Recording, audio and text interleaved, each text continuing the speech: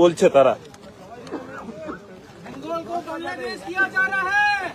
ये আপনাকে বলি এটা একটা ভয়ঙ্কর নিন্দার কোনো ভাষা নেই।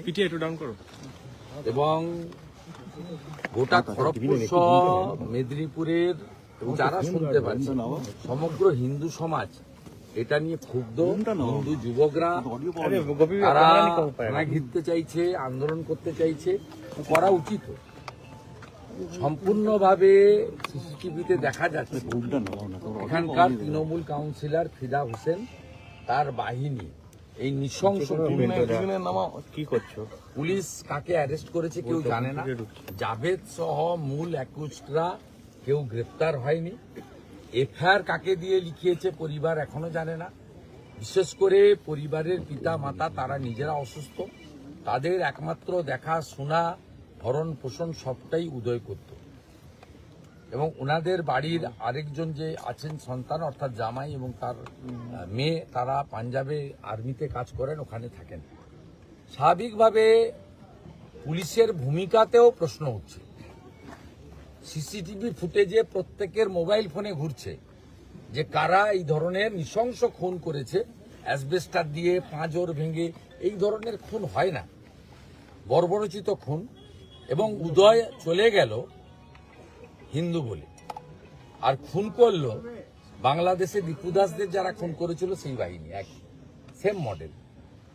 এবং শাসক দলের লোক হলে আর বিশেষ সম্প্রদায়ের হলে এখানে গ্রেপ্তার হবে না, ব্যবস্থা হবে না। এটা পশ্চিমবঙ্গের বর্তমান সিচুয়েশন। এবং এ পলিটিক্যাল লোক নয়, সিভিক ভলেন্টিয়ার্স। এর একটাই অপরাধ ছিল, নামটা উদয়, তাই জাভেদরা খুন করেছে, ফিদা হোসেনরা খুনিদের প্রশ্রয় দিচ্ছে। আমরা পরিবারের পাশে দাঁড়ানোর জন্য এসেছি। সমস্ত হিন্দু সংগঠন থেকে দাঁড়িয়েছে, সমস্ত রাষ্ট্রবাদী সংগঠন এসেছে। আমি রাজ্যের বিরোধী দলনেতা, স্থানীয় কাউন্সিলরদের নিয়ে আমরা উপস্থিত হয়েছি। আমাদের একটাই বিষয়, এফআইআরটা ঠিকঠাক করে করতে হবে, সেটা আমরা করব। বিচার শাস্তির দাবিতে লড়াই হবে। পুলিশ শাস্তি না দিলে আদালতের আশ্রয় নেবে পরিবার, এবং তার পিতা মাতাকে সুস্থ রাখার জন্য চিকিৎসার দায়িত্ব আমরা নিচ্ছি। সরকার কি করবে আমরা জানি না।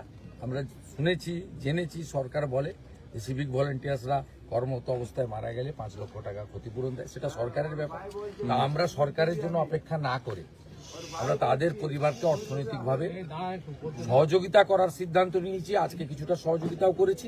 এবং এখানকার স্থানীয় একটি যুবককে, বেকার যুবককে আপাতত তার বাবা মাকে দেখার জন্য আমি অস্থায়ীভাবে পরিবারে বেসরকারিভাবে তাদেরকে নিয়োগ করে দিয়ে গেলাম, যাতে পরিবার ঠিক থাকে। এখানকার নাগেশ্বর ভাই আমার কন্ট্যাক্টে থাকবেন, পরিবারকেও আমি নাম্বার দিয়ে গেছি। আমরা সমস্ত রকম সহযোগিতা করব।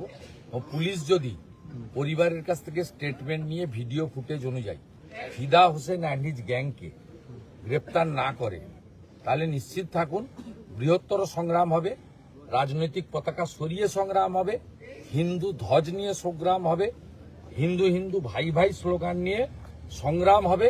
এবং তার জন্য এই জেলার পুলিশ সুপার, খড়গপুরের পুলিশ অফিসাররা দায়ী থাকবে। দাদা একটা বিষয়, কালকে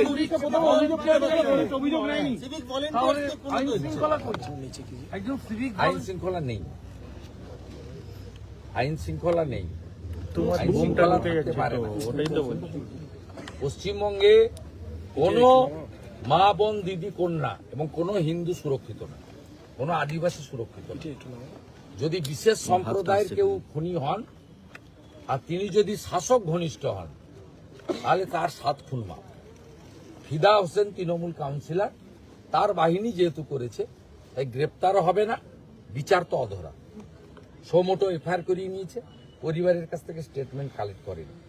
এমনকি ভুবনেশ্বরে যে চিকিৎসা হয়েছে তার জামাই ধার দেনা করে 10 লক্ষ টাকা খরচ করেছে। একটা পুলিশের পক্ষ থেকে যে তার চিকিৎসাটা ঠিকঠাক হচ্ছে কিনা, এখানে তো এই রাজ্যে চিকিৎসা উঠে গেছে। স্বাস্থ্যসাথীতে কারো চিকিৎসা হয় না, স্বাস্থ্যসাথীর কার্ড বাইরে চলেও না, আয়ুষ্মান ভারত রাজনীতি করে চালু করতে দেননি। এখানে মারা গিয়েও তো শান্তি নেই, তার জামাই ধার দেনা করে করেছে। এরা এত অমানবিক।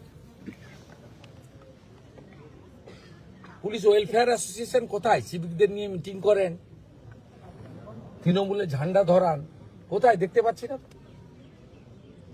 এ লজ্জা রাখার জায়গা নেই। আমরা হিন্দু সমাজ,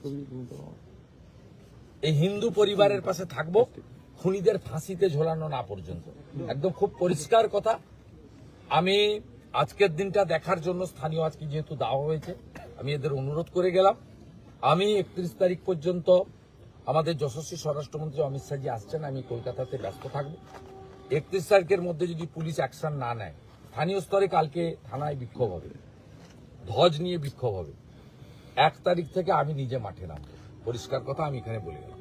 দাদা কালকে দুর্গাঙ্গন উদ্বোধনের কথা ছিল, কিন্তু উদ্বোধন হচ্ছে না। আপনিও টুইট করেছেন, কি বলবেন রাজ্য সরকারের এই হঠাৎ করে প্রথমে ওয়েস্টার্ন হোটেলের সামনে স্বাস্থ্য ভবনের জায়গায় করতে গেছিল, 4 কোটি টাকা খরচও করে ফেলেছে, মানে মুসলমানরা আপত্তি করেছে, যেটা আমাদের জায়গা দুর্গাঙ্গন করা যাবে না।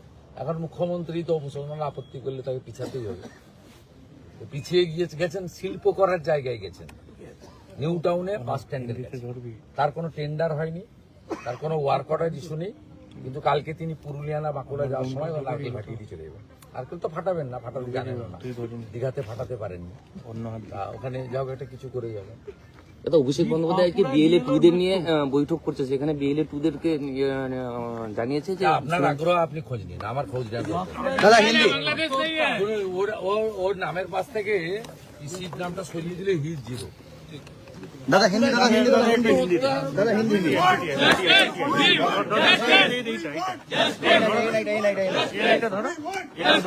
सब एक साथ ले लो भाई। माइकी ना से धरो ना, माइकी नहीं था दे।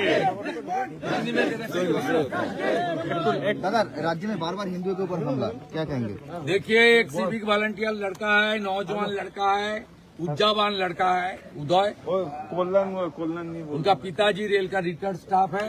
जिस तरीके से यहाँ कुछ जिहादी, कुछ एक्सट्रीमिस्ट ने टीएमसी का काउंसिलर फिदा हुसैन का संरक्षण में जिस तरीके से उनके ऊपर हमला किया, उनका प्राणघाती हमला किया और उनका डेथ हो गया, पूरा के हिंदू समाज वी वांट जस्टिस की नारा और हिंदू हिंदू भाई भाई की नारा के ऊपर यहाँ लड़ाई कर रहा है इंसाफ के लिए, जस्टिस के लिए।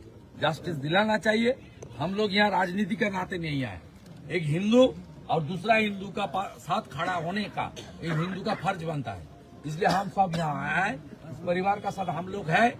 ये जो जिहादी लोग खून किया, उनको कैपिटल पनिशमेंट तक हमारी लड़ाई चलेगी। और उनका जो पिताजी माताजी है, वो बहुत सीनियर आदमी है, वो लोग पेशेंट भी है मेडिकली। उन लोग को जितना भी साधन है, हमारी जितना भी साधन है और लिमिटेशन में हम लोग उनका परिवार का साथ दादा हुमायूं कबीर के नहीं बताऊंगा। दादा 15 दिन हो गया अभी तक और बाकी लोगों को गिरफ्तार नहीं। আমি দেখেছি, ছবি দেখেছি, ফাঁসিতে দেখতে চাই। জাভেদ ওদেরকে ফাঁসিতে মেন্টালিটাই এরকম।